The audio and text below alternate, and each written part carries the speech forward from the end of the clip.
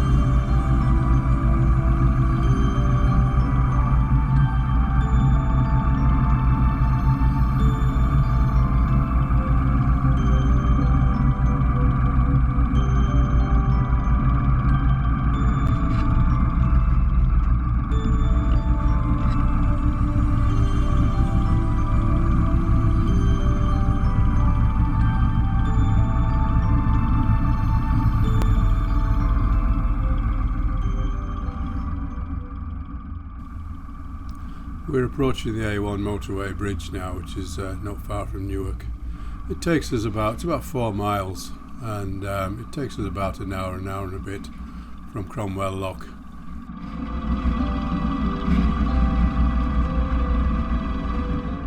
This is Nether Lock, takes you off the river and to the canal stroke river through Newark.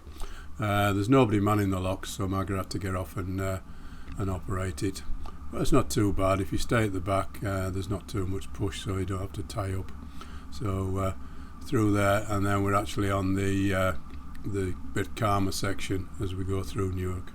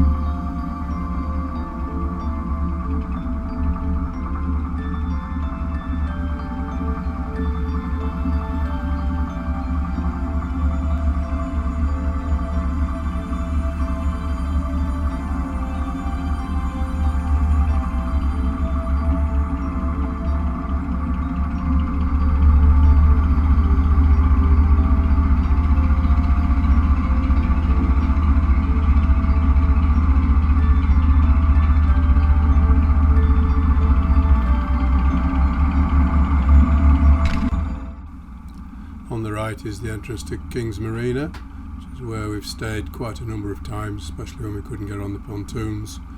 We've actually left the boat there.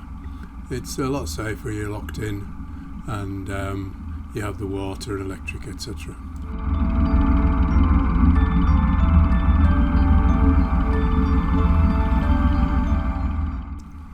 Here's the pontoon moorings up on the right. Luckily, it looks like there's plenty of room. So we're not going to stop there. We usually stay in Newark a couple of 3 days and do some shopping, but because of the lockdown and everything, we've decided just to pull in, and I'll pop up to the supermarket, get a bit of shopping, and then we'll get on our way.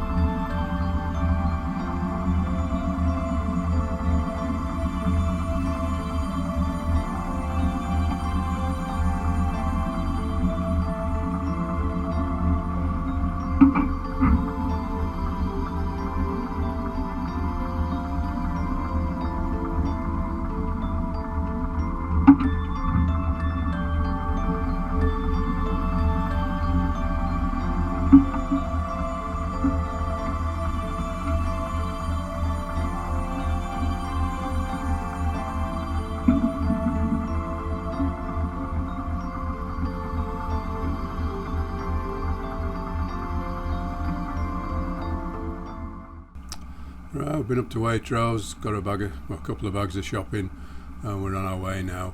We go up to Town Lock. As it happened, I radioed Town Lock on the VHF, because we understand that there's nobody manning the locks. There's nobody manning Town Lock, so we'll have to do that ourselves. But actually somebody gave us a shout from Hazelford Lock, which is the next one up, and said if we can be there by 1:30, they'll still be there. So fingers crossed, we'll see if we can get there for 1:30.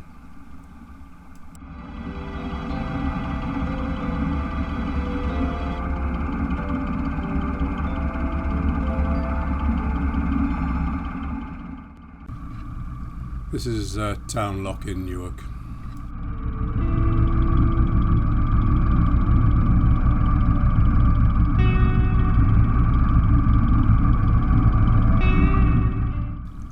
On the left, coming out of Newark, there's Newark Marina, where there's a lot of massive cruisers moored, and usually a lot of rowers and canoers about. On the right, a bit further on, you've actually got the weir. The weir is where the River Trent splits, and half of it goes down to the left and bypasses Newark, and the right-hand channel actually takes you through Newark, which is locked, and there's some bar washers would take the river down if it's in flood. On the left is Farndon Marina, which is mainly houses a lot of big cruisers. They can only go up as far as Nottingham, but obviously can go the other way and down the Humber and out to sea if they want.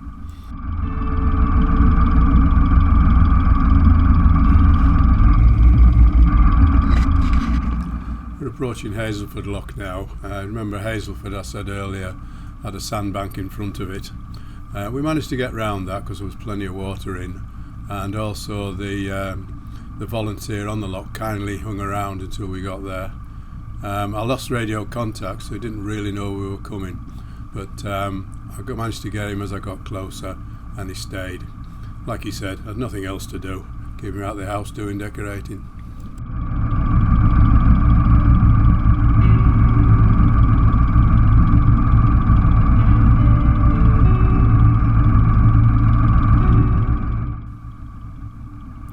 This is the section between Hazelford Lock and Gunthorpe Lock, and is very, very popular with people out for the day and fishermen, and gets quite busy. We're now approaching Gunthorpe Lock. On the day we'd say we'd radioed ahead, but there's nobody on Gunthorpe. As you can see from the picture, the landing point is a bit troublesome. But luck would have it, another boat coming through, and somebody who was already moored at the top of the lock saw us come in and operated the lock for us, which was fantastic.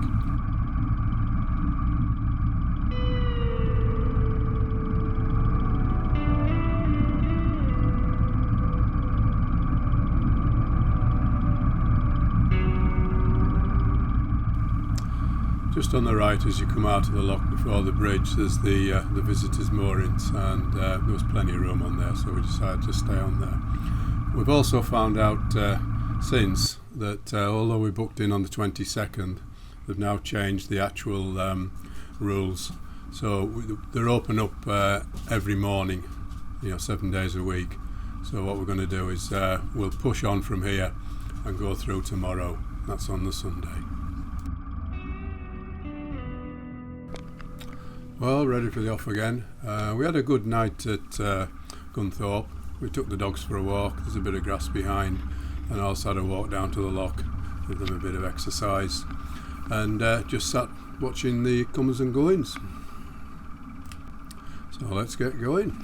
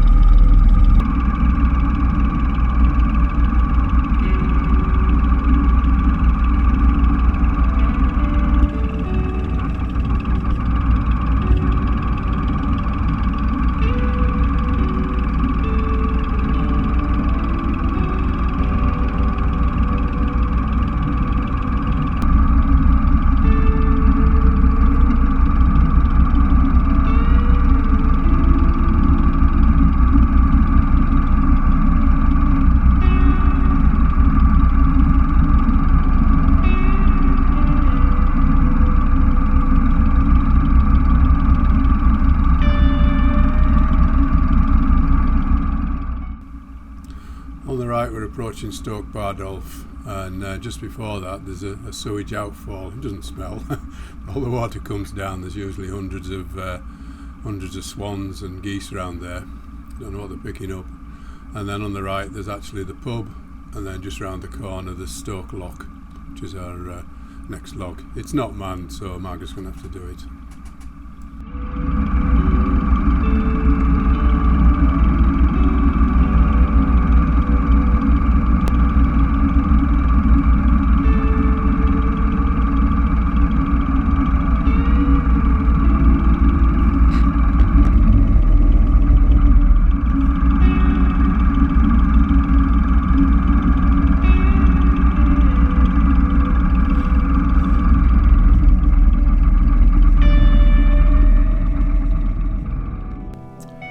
This is the approach to Stoke Lock, and you can see there's some buoys on the right, and then again there's another sandbank there, so you've got to avoid it. So we got past there and swung in and managed to drop Margaret off, and then she went up the top to do the lock.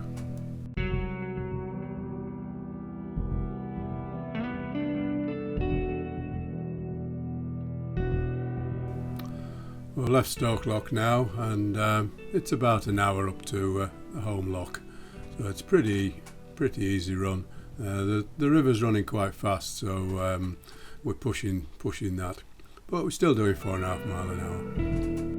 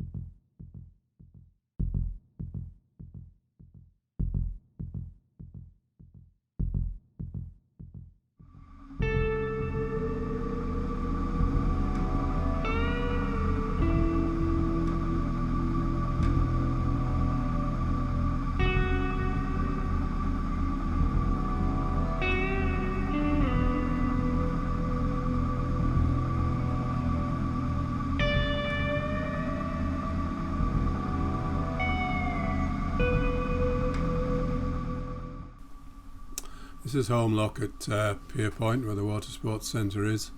We'd radioed ahead on the VHF, but there's nothing from the volunteer lockkeeper. But he did see us eventually, and he did admit he hadn't turned his VHF on. But there's no problem. We got in, locked us up, and we're going to moor on the left.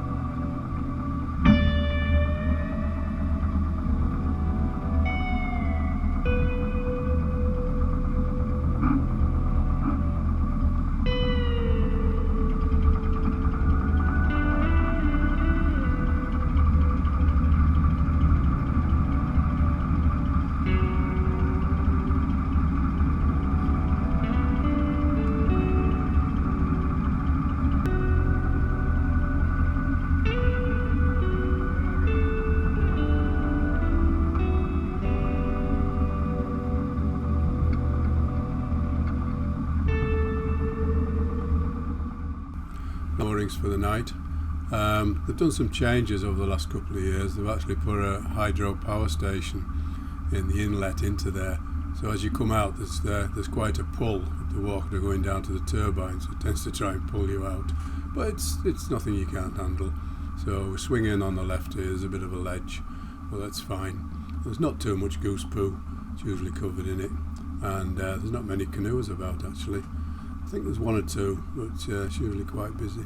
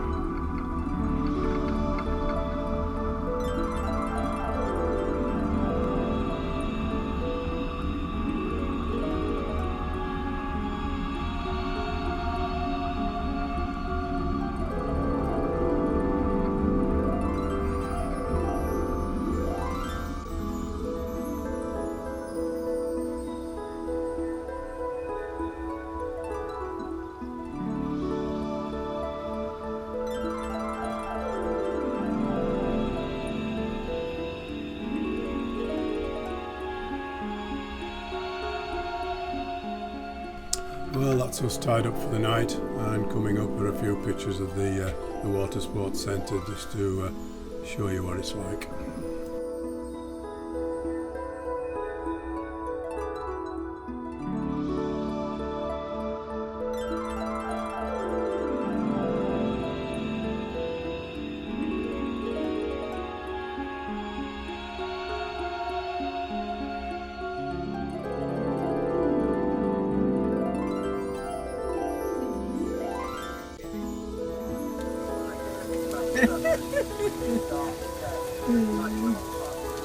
So what happens with the Hydoelectric? Oh, he's not going to jump off, he's too fat. It sucks it down into the turbine. Oh, that's disgusting. That's what's dragging up. Right, it was hard pulling up. Yeah.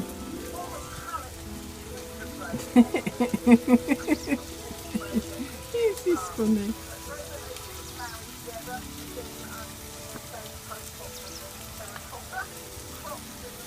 So what he's saying is if you bring them to feed them, they'll get sucked. Yeah, they'll end up getting You'll keep them on your back, Mummy. Well, it's now Monday the 22nd. We had a really nice evening at Pierrepont because there's loads of places to walk the dogs.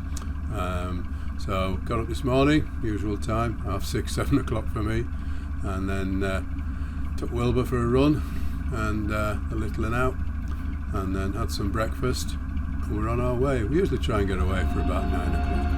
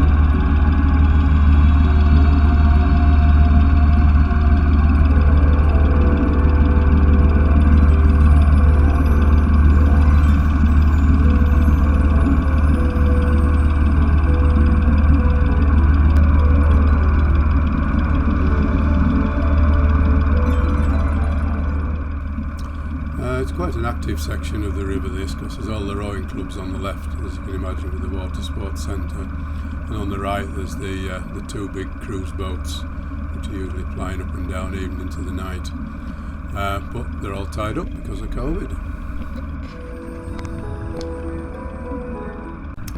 And on the right there is the Sea Cadets place. It's quite an impressive place actually. It must be a big club. The cruise ships used to, or the trip boats used to moor up further up, but they've dropped down and relocated to a new building next to the sea scouts.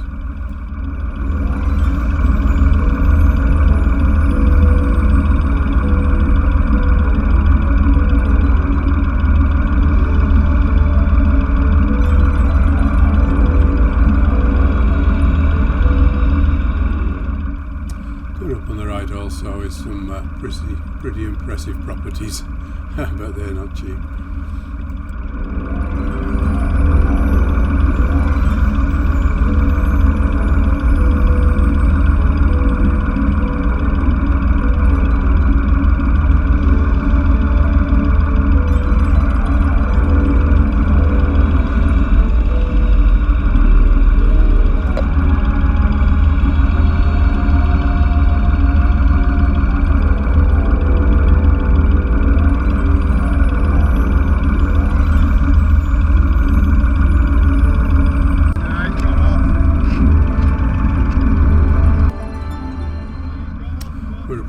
Meadow Lane Lock now, which is on the right, and on the left is the football ground, Brian Clough Stadium, and then behind that is Trent Bridge Cricket Ground.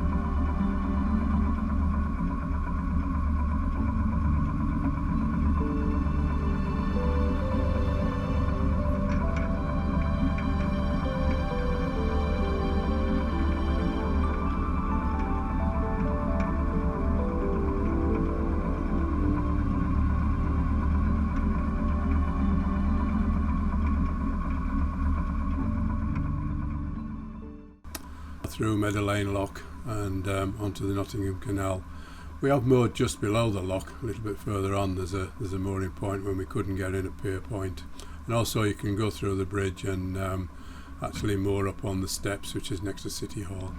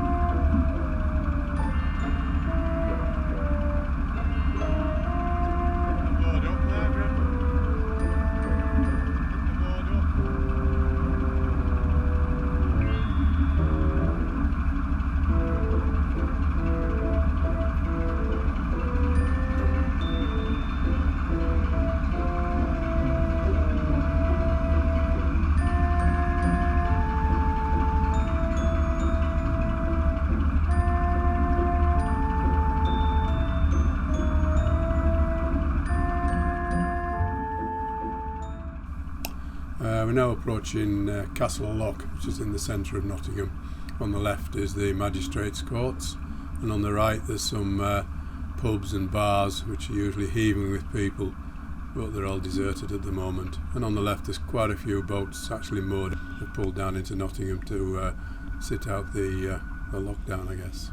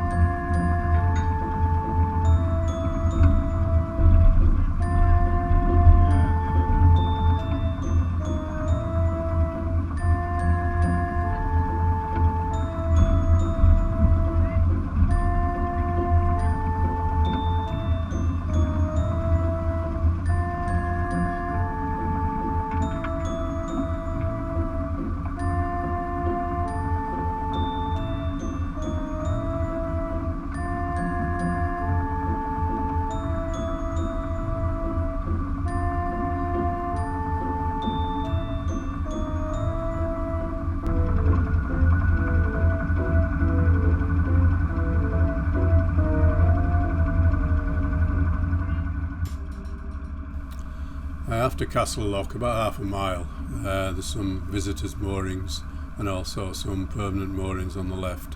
We usually stop there to go to the supermarket, but this time we'd already been in Newark, so we didn't need any provisions, so we just carried on.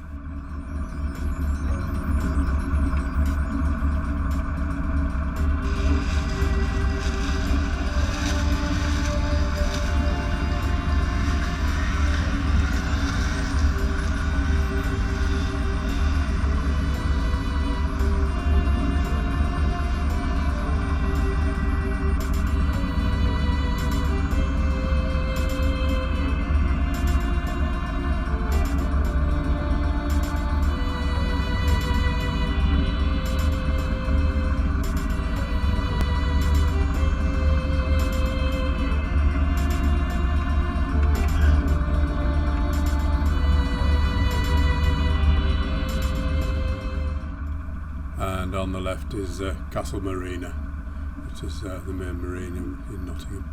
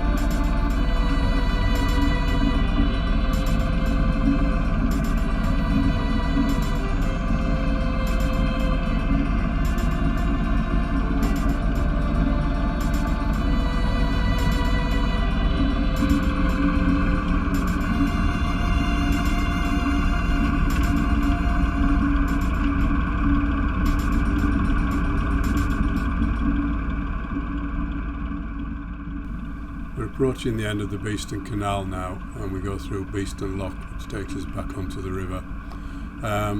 What they do is they leave a paddle open at each end to allow a flow of water from the river through the Beeston and Nottingham Canal.